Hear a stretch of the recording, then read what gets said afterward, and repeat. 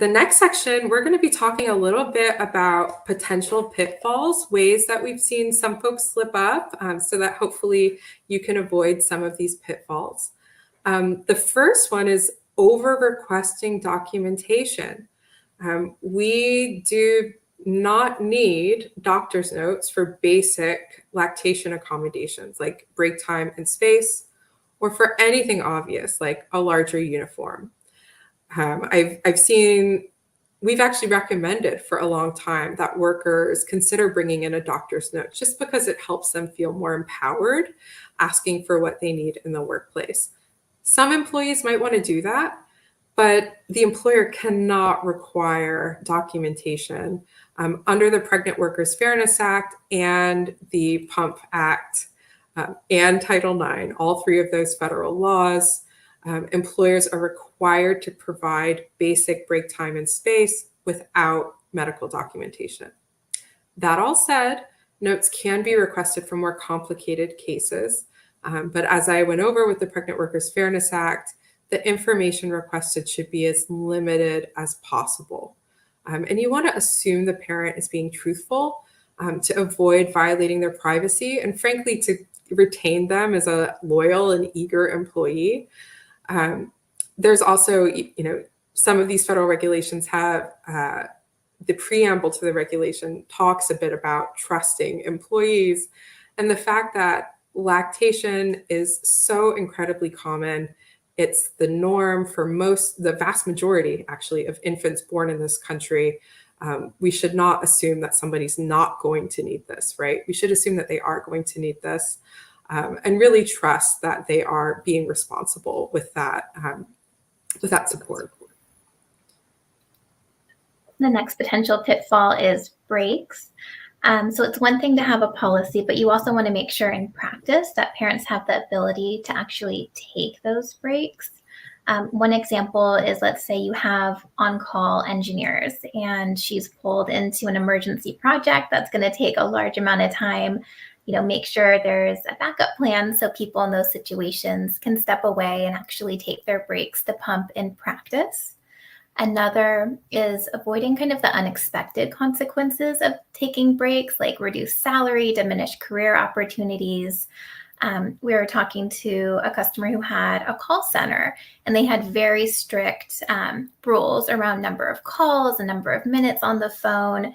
And they were, you can unintentionally dock someone for taking breaks. So take different job responsibilities and keep those in mind to make sure you're kind of keeping that playing field level for the pumping parent.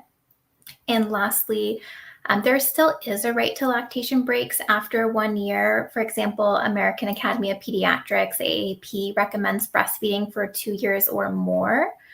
So a lot of parents do go beyond that 1 year to pump.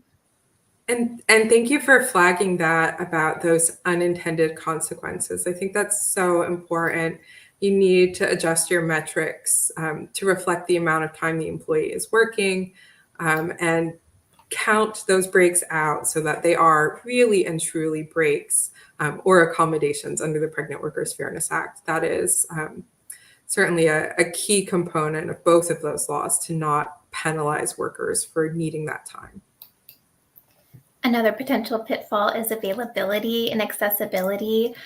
Some employers will put perhaps one room per site, but not keep in mind how accessible that is if someone's working in a different building or, maybe 10 floors up or something that's quite far away. So you want to make sure that the rooms are actually accessible and usable to all employees.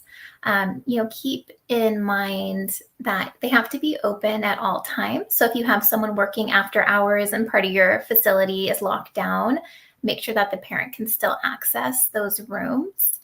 And if a room is occupied and you have another parent who needs to pump, make sure there is a backup space and you've done that space planning to make sure you have multiple rooms, backup plans, and that everyone can have access. That's one of the things Healthy Horizons helps with is usage and making sure you have the right array of lactation rooms. And reasonably accessible. So some examples of that is a streamlined process where someone doesn't have to go to a security guard or the front office every time to borrow a key.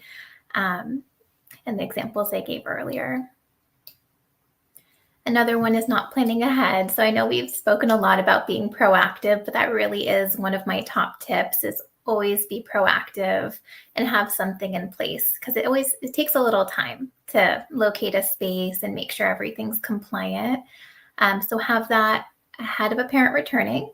Communicate what's available in advance. So you want to make that readily available on your system, so someone who maybe is planning to have a baby but not pregnant right now can kind of see what you have available, or when someone's on maternity leave, they can look up your policies and return with confidence. Set up that pipeline. Even if you don't have lactating employees right now, that's another thing I hear quite a bit, is we don't have anyone who's pregnant right now. But you want to think you don't have anyone who is pregnant right now. You also don't know who you may hire in the future. And you want to make sure, you're creating an environment that's welcoming for women as well. And also keep in mind your visitors, vendors, and other people who may be on site, who may be pumping. Another best practice is room planning. So make sure you have really clear signage, update your wayfinders, and make sure the rooms are easily located. You want to avoid having kind of a room within a room, like a maze, to get to the space, so people know where they are. When you're putting the rooms together, I highly recommend complying with the American with Disabilities Act ADA standards, so they're accessible for all types of people. Place rooms close to work areas, but you want to avoid like high traffic, noisy areas. It can be really uncomfortable to pump and hear like your coworkers talking about what they did over the weekend. Or also kind of people don't want to be watched going into the room and kind of having that coworker just staring at the door. It can be really uncomfortable as well. And then ensure, of course, you have enough rooms for your population, and then work with a design service like Healthy Horizons to plan out your spaces. From the legal perspective, these spaces have to be available each time the worker needs it, right? Whether that's 12 workers or one, as long as it's available when they need it, you're meeting your legal obligation. But I'm really curious, Cassie, if you have just like a general, like back of the envelope standard about to estimate how many rooms would be appropriate for the population, or how do you all sort that out so that folks can plan proactively before the folks request it? Yeah, that's a really great question. We look at company size. We also look at layout of the campus, and then we do estimations based on that. So typically, ideally you want a room on every floor or every other floor in a building, but it also depends how big your floors are. Like you might have a factory with 5,000 people in it. Of course, you need more rooms for that. But look at total number of employees and your building layout are kind of the two things I recommend looking at. If you do have data on how many pregnant people or how many pumping people you have, that's really valuable too. But a lot of times companies don't always have those numbers. Thank you. Another best practice around fostering a positive culture. So even if HR and leadership are on board, it's really important to train supervisors, the people who are interacting with employees on the day-to-day basis, to avoid introducing risk or them accidentally saying or doing something wrong. So training is really important across the organization and kind of making it a cultural norm to destigmatize lactation. In some ways you can do that is putting it in your policies that everyone has access to, in your handbook, in your intranet, and making it visible as something that's just kind of the norm to have at work.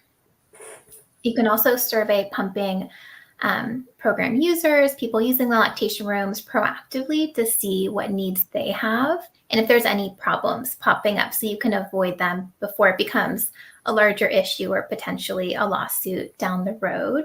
And of course, maintain your lactation rooms. It's so important, not just to set up a nice space from the beginning, but to continue to keep eyes on it and make sure it's meeting standards.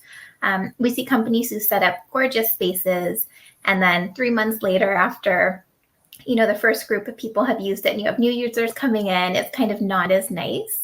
And you really want to keep eyes on that, because it's something janitorial.